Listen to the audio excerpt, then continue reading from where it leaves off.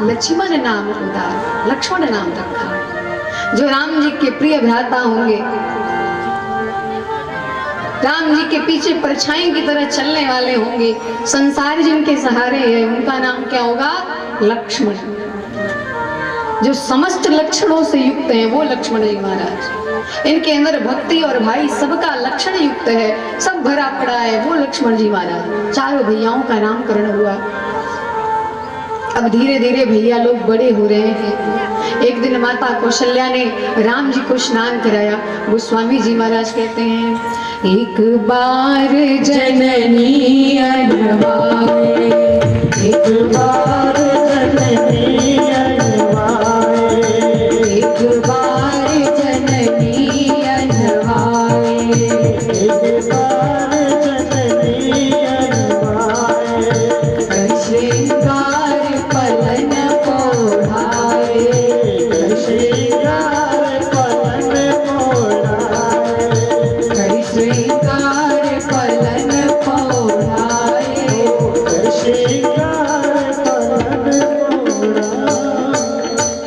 एक बार जननी अनवाए, माता कौशल्या ने एक बार राम जी को स्नान कराया, और स्नान कराया तो बढ़िया श्रृंगार कर दिया। राम जी को सुंदर सुंदर पीला पीला झबला पहनाया। झबला जानते हैं? झबला पता है ना, बच्चों के लिए बनता है घर पे ही हाथों से सिल करके। पीली पीली पीला पीला झबला पहना दिया भगवान को, और सुंदर आंखों में मोटा मोटा काजल खूब लगा दिया भगवान को। और बच्चों को मोटा काजल कितना अच्छा लगता है, बड़े लोग लगा लें तो पागल लगेंगे उतना मोटा काजल, पर बच्चों को बड़ा अच्छा लगता है जब आंखों में काजल लग जाए, माथे पर ठिठोना लग जाए कि कहीं नजर ना लगे। हाथों में काजल लग जाता है, पैर के तलवों में काजल माताएं लगा देती हैं, क्योंकि बच्चे बड़े चंचल होते, नजर लग ही जाती है।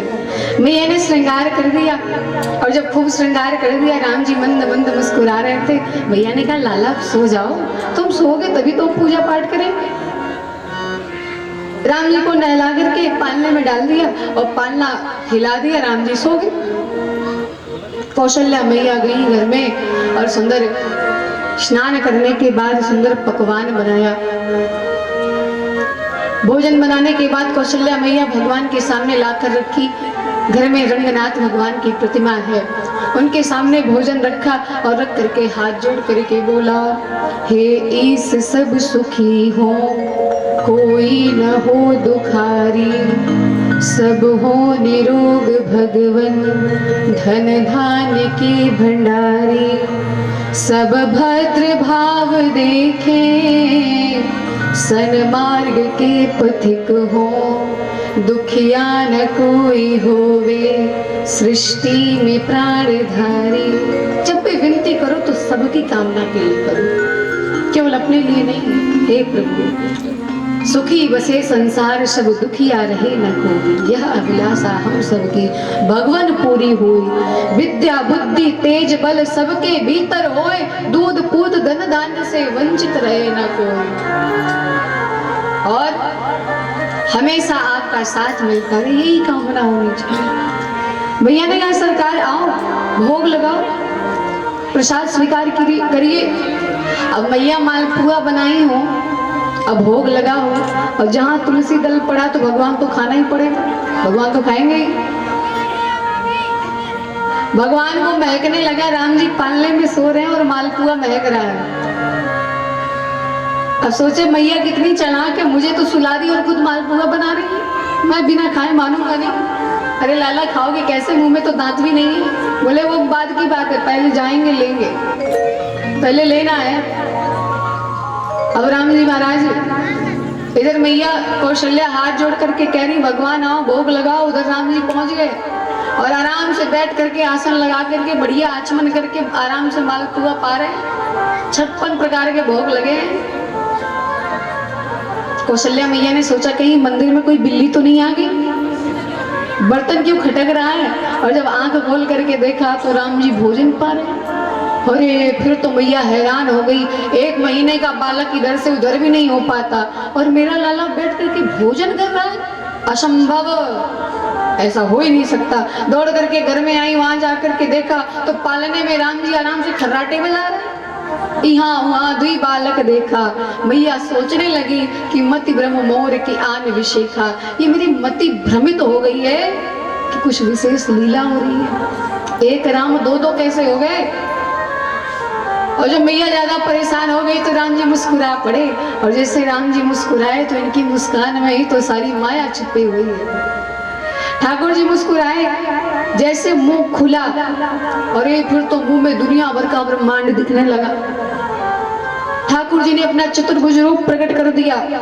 दिखरावा मातहि निज अद्भुत रूप अखंड, रोम रोम प्रति लागे कोटि कोटि ब्रह्मांड। एक एक रोए में करोड़ों करोड़ ब्रह्मांड दिखाई पड़ रहे हैं। माँ कौशल्या हैरान हो गई, हे भगवान, वही तो मैं सोच रही थी, 1 महीने का बच्चा और इतना सारा भोजन अकेले कहाँ जा रहा है?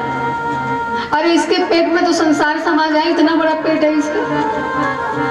फिर मैया ने सोचा, क्योंकि कौशल्या मैया परम विदुषी है, हाथ जोड़ ली, सरकार कोई अपराध हो गया हो तो क्षमा कीजिए। सरकार मैं आपको पहचान नहीं पाई, आप भगवान हो और मैं आपको अपना पुत्र मान बैठी। भगवान ने कहा, मैया पुत्र ही मानना, क्योंकि वैकुंठ में सब है पर माँ का आंचल नसीब नहीं होता। वैकुंठ में माँ की ममता नहीं मिलती। सो मैया किसी से कहना मत मैंने आपको जो ये रूप दिखाया है। मैया ने भी कहा, तो लाला एक वादा करो, दोबारा ये रूप मुझे दिखाना भी मत, मुझे नहीं अच्छा लगता ये तुम्हारा रूप। मुझे तो वही छोटे छोटे सांवले सांवले हमारे शिशु रूप में ही भगवान अच्छे लगते हैं, वैसे ही रहना। इस प्रकार से धीरे धीरे समय बीत रहा है, राम जी बड़े हो रहे हैं। अब माता कौशल्या राम जी को चलना सिखा रही है, ठाकुर जी को चलना बता रही है। अब सोचो क्या सौभाग्य है माँ कौशल्या के, जो भगवान एक इशारे पर पूरी दुनिया चला रहे हैं, उन भगवान को माँ कौशल्या उंगली पकड़ के करी, बेटा ऐसे चलो, ऐसे कदम बढ़ाओ। अब राम जी धीरे धीरे कदम बढ़ाते हैं और इधर उधर देखते रहते, कभी गिर जाते हैं, कभी दीवार का सहारा लेते हैं। नवमंडल में देवता खड़े होकर के आश्चर्यचकित रहते हैं, धन्य है अयोध्या की दीवारें, जिन दीवारों को भगवान अपने छोटे छोटे कर कमलों से स्पर्श कर रहे हैं। अब राम जी धीरे धीरे चलना प्रारंभ किए, लड़खड़ा करके चलते हैं। एक दिन तो राम जी चंद्रमा को देख करके मचल गए, बोले मैया मैं तो चंद्र खिलौना ले हूं, मुझे चंद्र खिलौना चाहिए, मुझे चंद्रमा चाहिए। माँ कौशल्या बोली, लाला चंद्रमा को पृथ्वी पर लाना क्या आसान काम है? बोले नहीं मैया, मुझे वही चाहिए जो आकाश में चमक रहा है। अब माँ कौशल्या ने थाली में पानी मंगवाया और उसमें चंद्रमा की परछाई आ गई। राम जी छप छप करके खेलना शुरू कर दिए चंद्रमा के साथ, लेकिन जब पकड़े तो हाथ में पानी ही आया, चंद्रमा तो आ नहीं रहा था। और जब चंद्रमा मिला नहीं तो राम जी फिर रोने लगे, मैया मुझे वही चाहिए ऊपर वाला, ये थाली वाला नहीं चाहिए, थाली वाला पकड़ में नहीं आता। कौशल्या मैया ने कहा, बेटा चंद्रमा पृथ्वी पर नहीं आता, अरे चंद्रमा को पृथ्वी पर लाना आसान बात नहीं है, तू चुप हो जा। भक्तों ने कहा, मैया तुम चंद्रमा की बात कर रही हो, अरे जब तुमने रामचंद्र को पृथ्वी पर उतार दिया तो ये आकाश का चंद्रमा किस खेत का मूल्य है?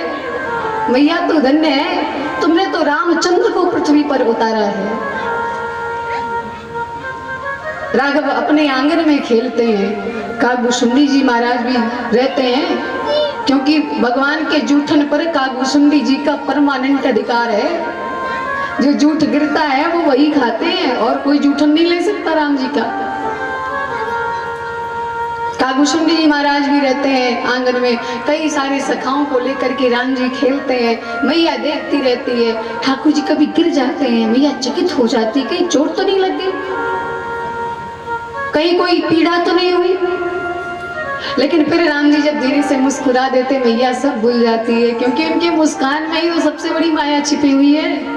अरे तेरी मंद मंद मुस्कनिया पे, तेरी मंद मंद मुस्कनिया पे, बलिहार सावरे, बलिहार सावरे, तेरी मंद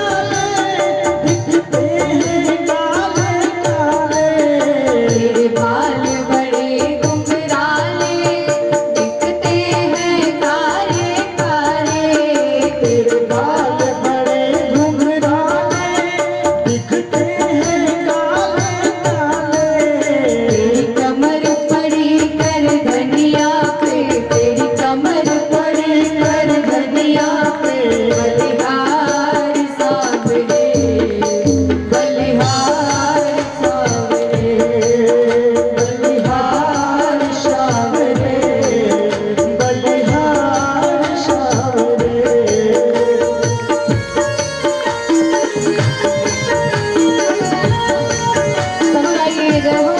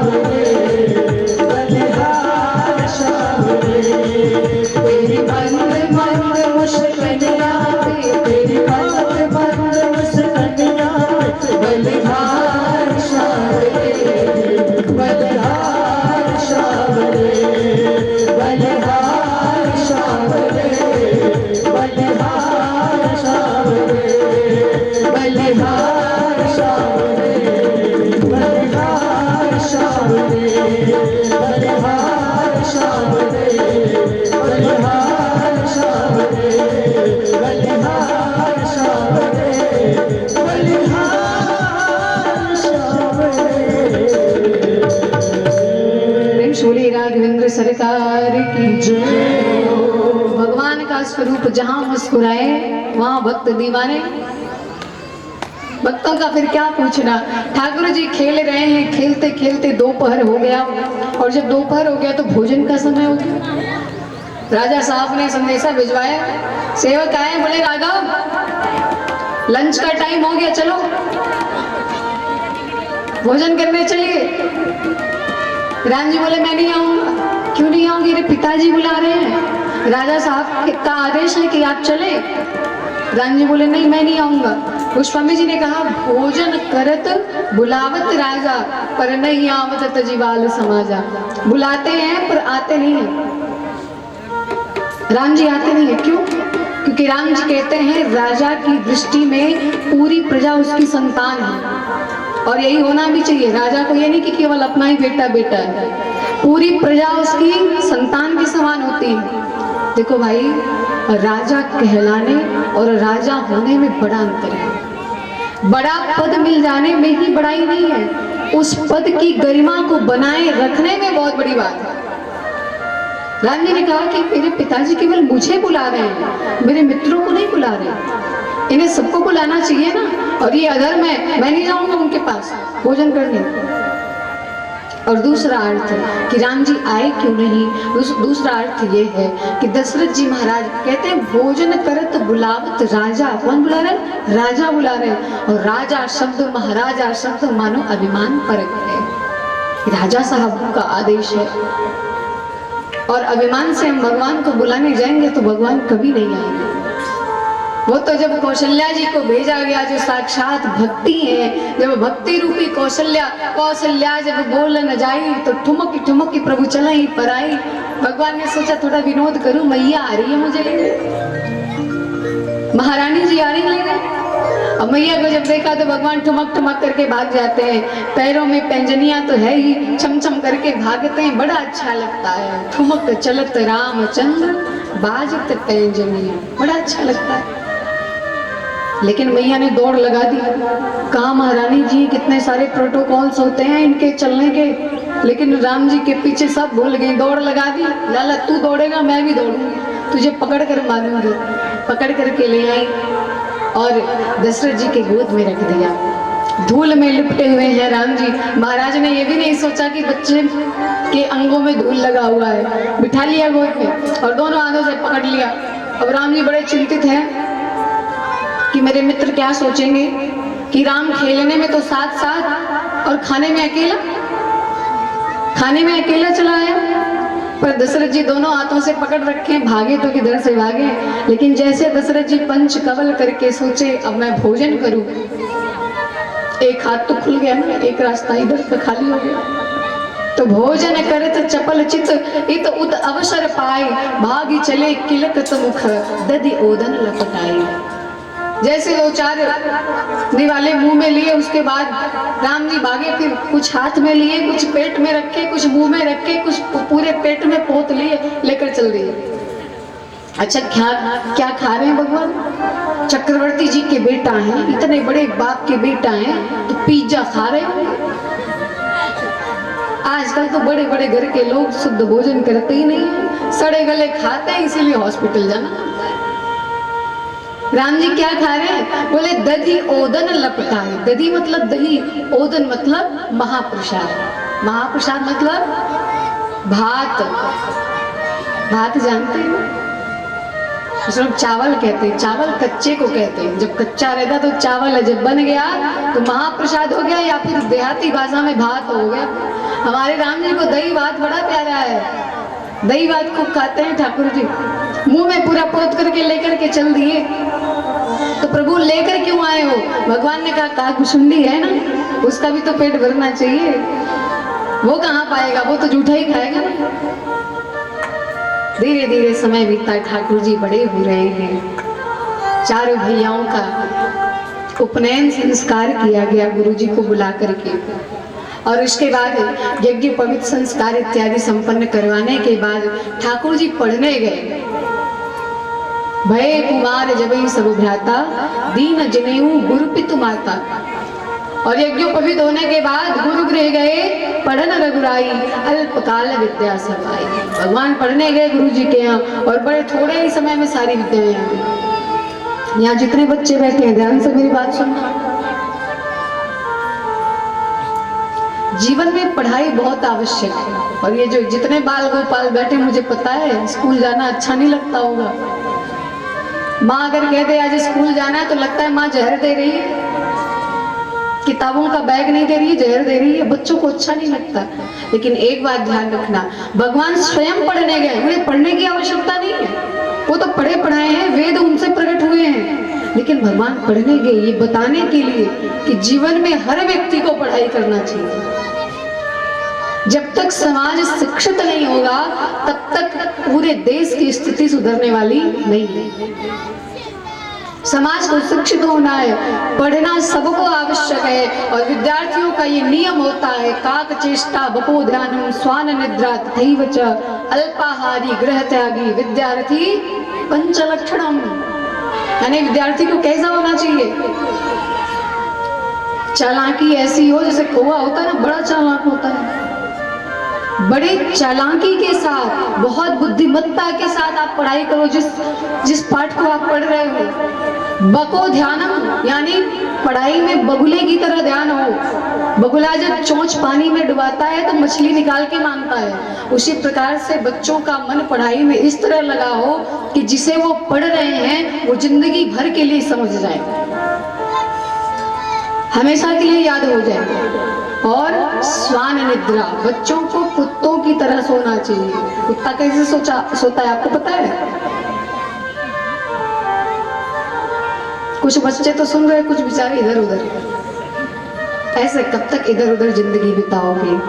समय से अगर खिलवाड़ करोगे ना, तो जब जिस दिन समय खिलवाड़ करेगा फिर जवाब देने लायक नहीं रह जाएगा। इसलिए समय का सदुपयोग करें। ये बचपन, ये जो उम्र है, ये बार बार नहीं आएगा। 25 वर्ष है केवल विद्या अध्ययन के लिए। 25 वर्ष तक ये नियम है कि आप गुरुकुल में रह करके विद्या अध्ययन करें, और जब 25 वर्ष तक अच्छी विद्या कमा लोगे उसके बाद उसका फल जीवन भर खाओ। लेकिन पहले 25 वर्ष तक आप पढ़ो, गुरुकुल में रहो, पढ़ाई करो ठीक ठाक। काक चेष्टा बको ध्यान स्वान निद्रा। कुत्ता कैसे सोता है? अगर कोई बगल से भी निकल जाए तो कुत्ता आंख खोल करके जरूर देखेगा कौन गया है। और आजकल के विद्यार्थी 8 बजे तक एक बाल्टी पानी ना फेंक दो तो उठने वाले नहीं है। कुंभकर्ण के चेला हैं, और अल्पाहारी, विद्यार्थी को कम भोजन करना चाहिए। जब ज्यादा भोजन ही कर लोगे तो नींद तो आ ही जाएगी। गृह त्यागी, अगर अच्छी विद्या प्राप्त करनी है तो गृह का त्याग तो करना पड़ेगा, गुरुकुल में रहना पड़ेगा, आचार्यों की सेवा करनी पड़ेगी, गुरुओं की सेवा करनी पड़ेगी, तब शिक्षा मिलेगी। पर आजकल के विद्यार्थी सब चौपट महाराज, बहुत कम ही हैं जो सुधरे हैं। आजकल के विद्यार्थियों के ऊपर एक भाई साहब ने श्लोक बना दिया, बोले आजकल कैसे विद्यार्थी हैं, बोले चाप भोजन और ठेंच निद्रा, चाप भोजन ठेंच निद्रा, चलत प्रति अंग दल दलम, फिल्म चर्चा केश ध्यानम, विद्यार्थी पंच लक्षणम। वो जहां खड़े होंगे वहां हनी सिंह की बात होगी, जहां खड़े होंगे वहीं पर वरुण धवन की बात होगी, है? और बाल तो महाराज वो तो दिन भर कंघी करेंगे तब भी आंखों पे ही लटकेगा, वो सुधरने वाला नहीं है बाल। आजकल के विद्यार्थियों की यही दशा है। पढ़िए, जीवन में अगर आपके पिताजी धनवान हैं तो ये आपका सौभाग्य है कि आपके पिता के पास धन है, वो आपको अच्छे स्कूल में पढ़ा रहे हैं, अच्छी शिक्षा आप प्राप्त कर रहे हो। उससे पूछे जिसके पास पढ़ने की व्यवस्था नहीं है लेकिन वो पढ़ना चाहता है।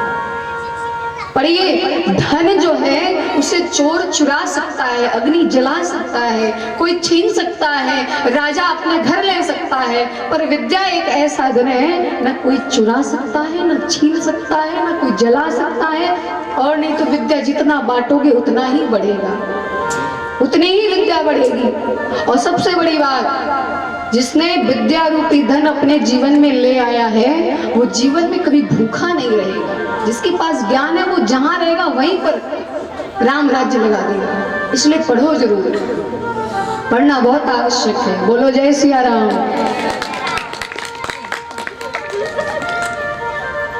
पढ़ने वालों ने तो ताली बजाई, और जो रोज विद्यालय के बहाने जाते होंगे सिनेमा हॉल, वो तो सोच रहे होंगे आज तो मैया अगर कथा सुन रही हुई तो घर तो क्लास लगाएगी।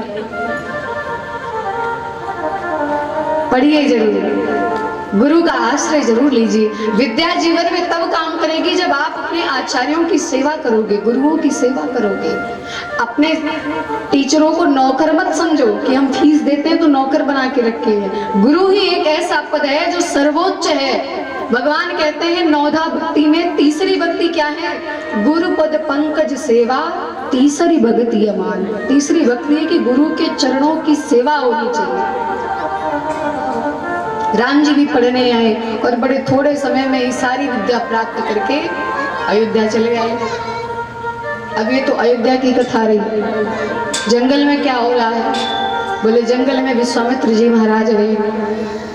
विश्वामित्र महामुनि ज्ञानी बसई विपिन आश्रम सुभजानी। जंगल में विश्वामित्र जी महाराज रहते हैं, लेकिन विश्वामित्र जी को बड़ी चिंता है कि भगवान कहाँ हैं, अब तक भगवान आए क्यों नहीं?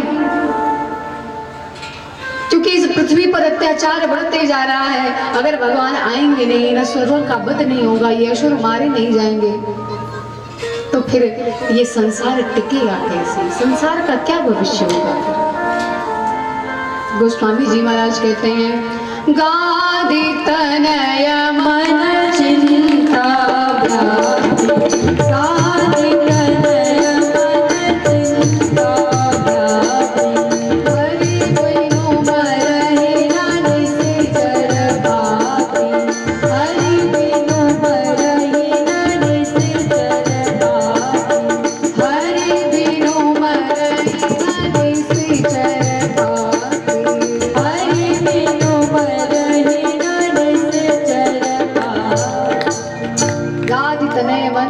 चिंता व्यापी कि बिना भगवान के निशाचर बनेंगे नहीं, मैं करूंगी।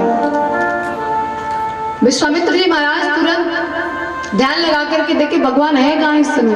और जब ध्यान लगाया तो देखा कि भगवान तो रघुकुल के आंगन में घूम रहे हैं, रघुकुल के आंगन में खेल रहे हैं, विहार कर रहे हैं। राम जी अभी बड़े छोटे हैं। देखो यहाँ तक कि लोग बूढ़े हो जाते तब भी अकल नहीं आती, और राम जी तो अभी किशोर हैं, कोई केवल कुमार हुए हैं, छोटे छोटे कुमार। और विश्वामित्र जी सोच रहे कि इनको ले आऊं, यानी ला करके फिर निशाचरों का वध करवाऊं। विश्वामित्र जी चले हैं अयोध्या में भगवान को लेने के लिए। बक्सर से प्रस्थान किए, सिद्धाश्रम बक्सर में है विश्वामित्र जी का। बक्सर से चले अयोध्या की यात्रा कर रहे हैं और इधर राम जी हमारे अयोध्या में खेल रहे हैं। खूब सारे बच्चों को ले जा करके सरयू जी के घाट पर बालू इकट्ठा करते हैं, रेत, और इकट्ठा कर करके बच्चों के साथ खेलते हैं। हम लोगों ने भी बड़ा खेला है धूल। देखो खेल अच्छा होना चाहिए। ये जब से पबजी आ गया ना तब से बच्चे भूल ही गए कि खेल होता क्या है। अब तो खैर चला भी गया पबजी, उसके बाद भी एक से बढ़ के एक आ रहे हैं समय बर्बाद करने के लिए। हम लोग को देखिए ऐसा खेले थे, जब कभी पढ़ाई से फुर्सत मिलता था घर जाएं तो घर जाने के बाद देखते थे कि कौन सी साइकिल पंचर हुई है और किसका टायर खराब हुआ है। और जहां टायर मिल जाता था डंडा लेके गांव भर दौड़ाते थे उस पहिए को, फिर बढ़िया एक्सरसाइज होता था। हम उसमें देह भी अच्छी होती थी, बच्चे खेलते थे, कूदते थे, थोड़ा तंदुरुस्त होते थे, लंबे होते थे। जितना फुटबॉल खेलोगे उतने ही लंबे होगे। और पबजी खेलोगे तब क्या होगा?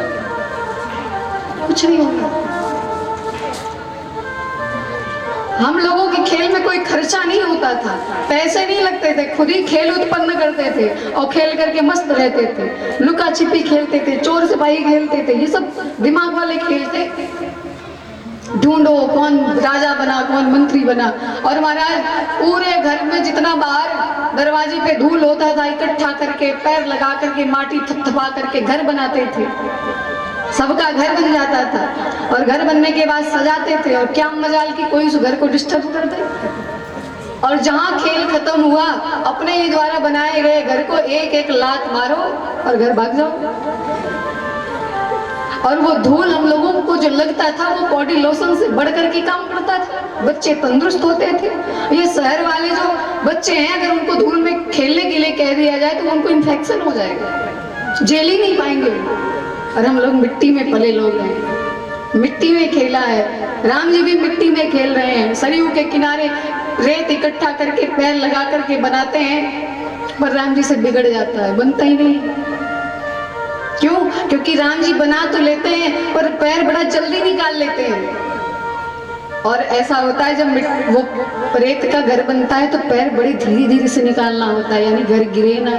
राम जी ने कहा मुझे घर बनाना नहीं आता, मैं तो बने बनाए घर में रहता हूँ, अपने भक्तों के घर में रहना जानता हूँ, मुझसे घर वर नहीं बनने वाला मैं। इसलिए घर बनवाइए तो उसमें भगवान का मंदिर जरूर बनवाइए। पर आजकल लोग क्या करते हैं, छत की सीढ़ी जो होती है ना उसके नीचे जो वेस्ट जगह होती है यानी बर्बाद जगह होती है, लोग कहते हैं सीढ़ी के नीचे शौचालय भी नहीं बनवाना चाहिए। और आजकल के लोग भगवान का मंदिर बना देते हैं, बहुत गलत है। भगवान कहते जब तेरे जीवन में मेरा इतना ही महत्व है, जब तेरे लिए मैं मरा तो मेरे लिए तू मरा, आना फिर मिलेगा तुमसे।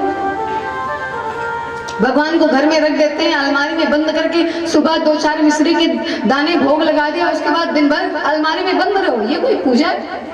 भगवान की सेवा ऐसी होनी चाहिए जैसे घर में एक अपना सदस्य हो, एक सदस्य की बात उनका नियम से समय समय से भोग लगना चाहिए, जल पिलाना चाहिए भगवान को, ऐसे नहीं पूजा होती। विश्वामित्र जी महाराज आए और दशरथ जी महाराज को जब सूचना मिली कि विश्वामित्र जी पधारे हैं तो अपने राज्य के जितने विप्र हैं विप्र मंडली को लेकर के गए विश्वामित्र जी का स्वागत करने।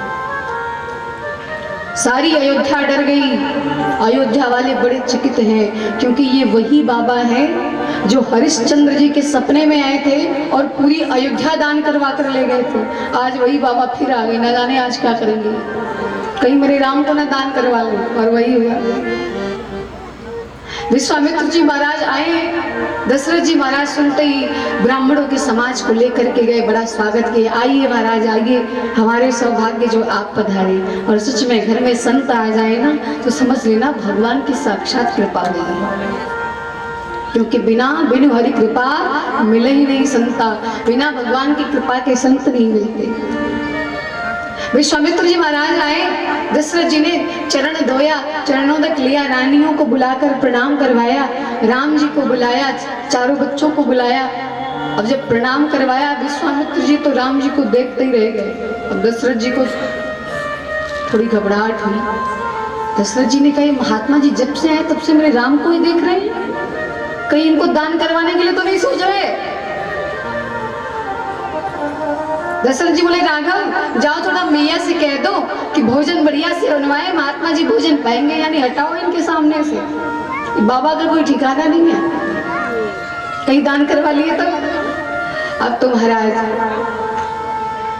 जब भोजन इत्यादि हो गया, भोजन छाजन होने के बाद जब विश्राम करने गए विश्वामित्र जी, तब दशरथ जी महाराज चरण दबाते हुए बोले कि ही कारण आगमन तुम्हारा। महाराज आने का कारण क्या है, कैसे आना हुआ मुझे बताइए। विश्वामित्र जी ने कहा, क्या बताऊं महाराज,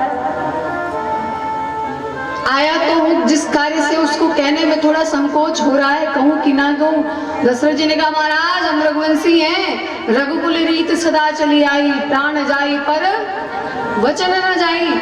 आपको कहने में विलंब होगा, हमारे करने में नहीं।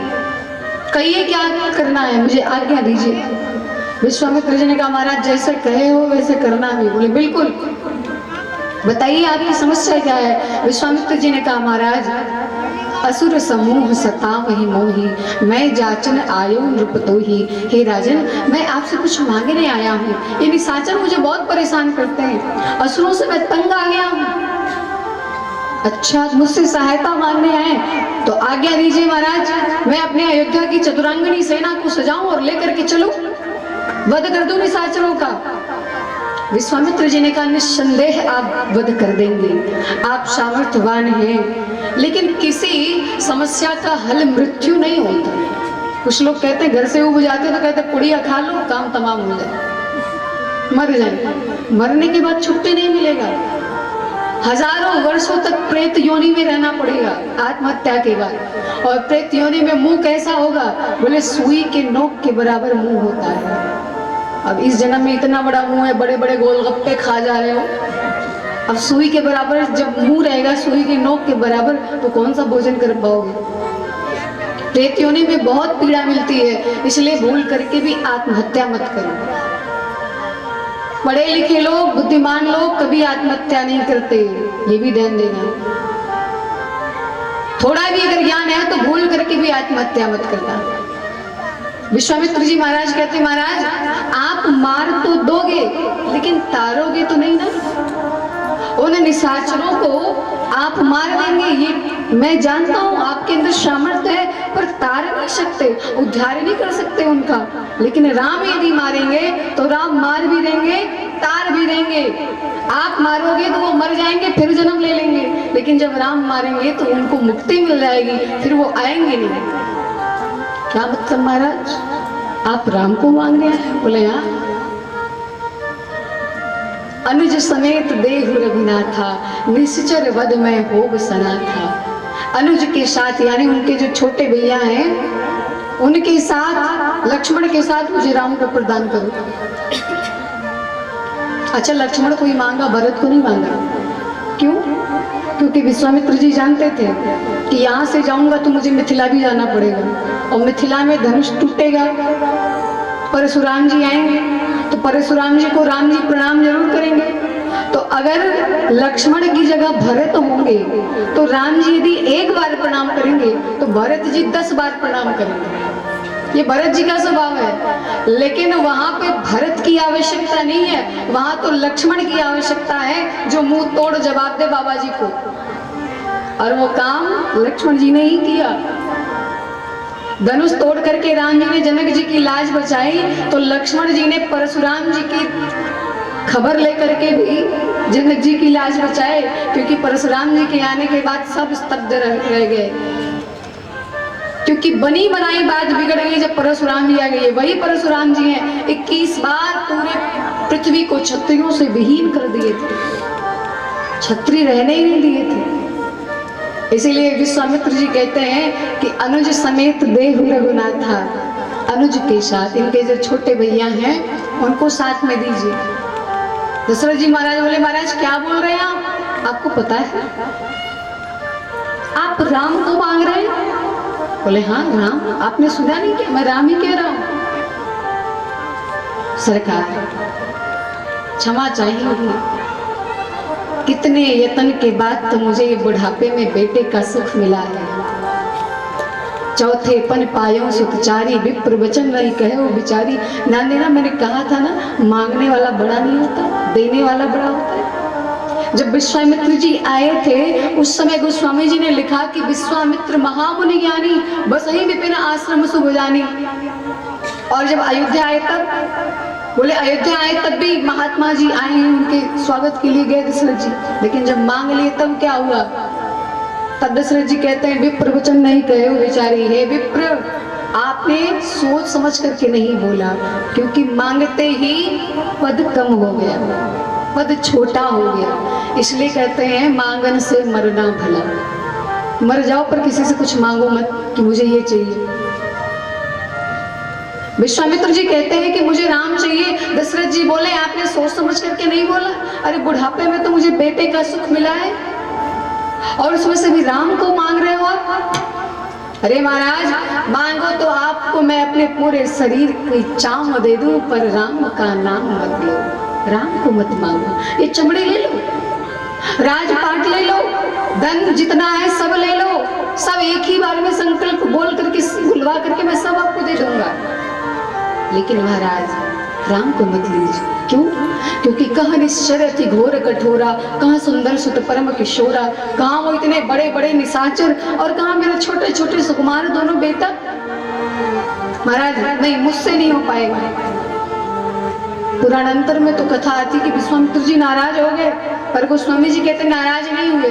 विश्वामित्र जी हंसने लगे, बोले महाराज याद करो, जब तुम्हारा वंश जा रहा था, वंश समाप्त हो रहा था, यानी तुम्हारी संतान नहीं थी, तो तुमने यज्ञ करवाया। और यज्ञ किसने करवाया? ब्राह्मणों ने करवाया, महात्माओं ने करवाया। जब तुम्हारे वंश पे संकट आई तो यज्ञ ने ही तुम्हारे वंश को बचाया। और आज जब यज्ञ पे संकट आया है तो उन्हीं बच्चों को बेच करके तुम यज्ञ की रक्षा नहीं करवा सकते। महाराज किस मोह में फंसे हो? वशिष्ठ जी को इशारा किया, महाराज समझाइए इनको, ये मत भूलें कि यज्ञ के कारण ही राम है। तब तो महाराज वशिष्ठ बाबा ने समझाया दशरथ जी को कि दशरथ जी चिंता मत करो, जाने दो, कल्याण ही होगा। कई वशिष्ठ बहुविधि समझावा, और बहुविधि समझावा का मतलब एक महात्मा बोले बहुविधि, यानी बहु वाली विधि समझाए कि इधर से अकेले जा रहे उधर से बहू लेकर आए। भाई शब्दा नाम मने कर था, एक शब्द के अनेक अर्थ निकल जाते हैं। इधर से अकेले जा रहे हैं, उधर से जोड़ी लगकर आएगी, भेज दो, कल्याण होगा। और जब गुरु बाबा कह रहे हैं कि कल्याण होगा तो फिर सोचना क्या है? तुरंत कहा ठीक है राम जाओ, और जब तक इनके पास रहना, महात्मा जी के पास रहना, इन्हीं को अपना पिता मानना, क्योंकि हम जिसके संरक्षण में होते हैं उस समय वही हमारा पिता होता है, हमारे पिता समान होता है। राम जी बोले गुरुदेव आप कहे तो मैं माँ से आज्ञा लेकर आऊं। विश्वामित्र जी बोले पिताजी तो इतना देर तक रोते रहे कि दूंगा ही नहीं, मर जाऊंगा पर दूंगा नहीं। और माँ से पूछने जा रहे हो कि मैया ये ना कहते बेटा बाहर मत जाना, बाबा आए हैं झोला में उठा ले जाएंगे। आजकल माताएं कहती नहीं बाबा आए झोला में उठा ले जाएंगे। एक मैया तो गजब हो गया, मैं गुजरात गई थी कथा करने और उधर से आ रही थी तो ट्रेन में एक मैया थी, उसके पास 3 साल का बालक था, बड़ा उद्दंड था। तो जब उसका बालक दूध ना पिए तो बोले देखो बाबा बैठे मेरे तरफ इशारा करे। तो हमने सोचा ये मुझे क्यों कह रही है। मैया बोली ये आपने इतना लंबा चौड़ा ये 111 नंबर का ठप्पा लगाया ना, तिलक लगाया ना, मेरा बालक देख करके डर जा रहा है और आपके डर के कारण ये दूध पी ले रहा है। और हद तो तब हो गई, मैया ने कहा अपनी एक फोटो दे दो। हमने कहा क्यों? बोले जब ये घर पे दूध नहीं पिएगा तो आपकी फोटो दिखा देंगे। भैया मैं हम लोग कथा करने वाले हैं कि राक्षस है, भूत प्रेत जो डराने के काम आ रहे हैं। तो माताएं तो बड़ी बोली होती है, कोई ना कोई रास्ता निकाल ही लेती है। और माता अगर बेटा थोड़ा सा भी दूध ना पिए तो ये नहीं सोचती कि उसका पेट भरा होगा, नहीं बचा होगा, नहीं पी रहा, नहीं, वो बगल वाली देख रही थी ना, नजर लगा दी होगी। अब तो मिर्च वार वार के चूल्हे में डालो, नजर हो चाहे ना हो। ऐसे हमारे संत कबीर नगर में कथा चल रहा था, गई थी मैं वहाँ कथा करने, खलीलाबाद में, नाम सुना होगा आपने, वहाँ गई थी कथा करने। अब एक मैया थी, जब हम लोग कथा करके आए तो 5-5 मिर्ची लेकर के आई 2 प्लेट में। हमने कहा मैया ये पानी पीने के लिए लाई हो क्या, ये मिर्च किस लिए? मैया ने कहा वो मेरी पड़ोसन है ना, आप लोगों को बहुत तारीफ कर रही थी कि देखो कितना बोलती हैं, थकती भी नहीं है, एक ही तरह बैठी रहती हैं। तो हमें लगता है कुछ हो गया होगा, लाओ मैं जला देती हूँ। और मिर्च सिर पे वार करके चूल्हे में डाले। अच्छा एक बात और है, मिर्च जब आग पे डाला जाएगा धुआं निकलेगा तब तो खांसी आएगी, और जलती आग में डालोगे तो खांसी नहीं आएगी। और मैया जलते आग में डालेगा, देखो नजर लगा था, देखो खांसी नहीं आ रही। हमने कहा बढ़िया ड्यूटी लगाया, कथा से आने के बाद खड़े रहो, उसके बाद 5-6 बार मिर्चे से फिर वार करके फिर चूल्हे में डालो। माताओं का अपना प्रेम है। और एक बात और है, माताओं का ये टोन टोटका बड़ा काम करता है। बाबा जी का मंत्र एक तरफ और माताओं का ये टोटका एक तरफ।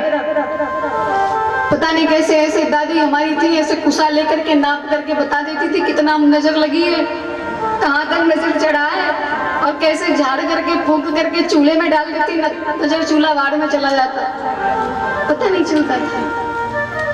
न जाने कहाँ गए वो लोग। अभी याद आता है पहले के लोग जो थे, अगर उन्हें याद कीजिए, घर तो कच्चा होता था पर हृदय बड़ा पक्का होता था। सब अपने थे, कोई पराया नहीं था, सुख दुख था एक सबका, अपना हो या बेगाना, एक वो भी था जमाना और एक ये भी है जमाना। मोबाइल से ही फुर्सत नहीं है। दादा हयात थे जब तो मिट्टी का एक घर था, चोरों का कोई खटका, न डाकुओं का डर था, खाते थे रूखी सूखी, सोते थे नींद गहरी, शामें भरी भरी थी, आबाद थी दोपहरी। कितना अच्छा लगता था। संतोष था दिलों में, माथे पर बल नहीं था, दिल में कपट नहीं था, आंखों में छल नहीं था, थे लोग भोले भाले लेकिन थे प्यारे वाले, दुनिया से कितना जल्दी सब हो गए रवाना, सुख दुख था एक सबका, अपना हो या बेगाना, एक वो भी था जमाना और एक ये भी है जमाना। धीरे धीरे समय परिवर्तित हुआ, पढ़ने का ध्यान आया, आगे रवायतों से बढ़ने का ध्यान आया, कच्चा मकान हटा तो, मिट्टी का घर हटा तो, पक्का मकान आया। ये पंकज उदास जी ने गाया है, बड़ा अच्छा लगता, कभी सुनिए समय हो तो इस गीत को। क्या समय था वो और अब क्या समय आ गया। घर के ही 4-5 लोग घर में रहते हैं, भोजन करते हैं, पर पता नहीं चलता, क्योंकि सब अपने अपने हाथ में 5-5 इंच वाला वो ले रखा है दर्पण, उसी में अपने जीवन का दर्शन हो रहा है, मोबाइल में। कब तक मोबाइल में बिताओगे? कभी अपने घर वालों से भी पूछ लिया करो, माँ के पास भी बैठा करो, माँ तुम्हें क्या चाहिए। सच्ची बताऊं, माँ को आप कुछ दो या ना दो, बस उसके पास बैठ जाओ ना, उस माँ को संसार की खुशी मिल जाती है। माँ को कुछ नहीं चाहिए। विश्वामित्र जी महाराज आए हैं, राम जी को मांगा, राम जी गए मैया कौशल्या के पास, और कौशल्या मैया तो प्रतीक्षा कर ही रही थी, क्योंकि शंकर जी ने बताया ही था कि बाबा आएंगे और ले जाएंगे। मैया ने कहा ठीक है राम जाओ, कोई बात नहीं। राम जी आगे, अब विश्वामित्र जी के साथ जा रहे हैं, आगे आगे विश्वामित्र जी, पीछे से राम जी और उनके पीछे लक्ष्मण जी। अब बक्सर तक की यात्रा करेंगे तो समय तो लगेगा ही, अब इनको यात्रा करने दीजिए, रात भर में हो सकता है पहुंच जाए, और बाकी की कथा हम लोग कल श्रवण करेंगे, क्योंकि कल हमारे ये जो सांवरी सरकार है उनका विवाह करवाना है, कल राम जी का विवाह होना है। तो जितनी माताएं हैं आप सब मिथिला वाली, ठीक है, आप सब मिथिला वाली रहना, और ये जितने भैया हैं सब अयोध्या वाले, आपको बाराती बन के चलना है, और कल माताएं गाली गाएंगी, इनको सुनाएंगी। भाई विवाह में जब तक गाली ना हो तब तक आनंद कहाँ आता है। तो कल बड़े धूमधाम से हम लोग मनाएंगे कथा के माध्यम से ही भगवान का विवाह उत्सव। और आप लोग समय से आइएगा, ठाकुर जी के विवाह में उनकी पाँव पूजाई भी कीजिएगा। जिसकी बेटी होगी नहीं होगी वो भी सीता जी का दान करके कन्या दान करने का लाभ प्राप्त कर लेंगे। कल सभी लोग आएंगे और जैसे विवाह में जाते ना बंठन करके, माताएं सब लाल साड़ी में आना, क्योंकि विवाह में लाल वस्त्र पहन के जाना चाहिए। जैसे जन्म में पीला पहन के आई थी ना, तो कल पीली थी, कल अब अगले वाले दिन लाल लाल होकर आना।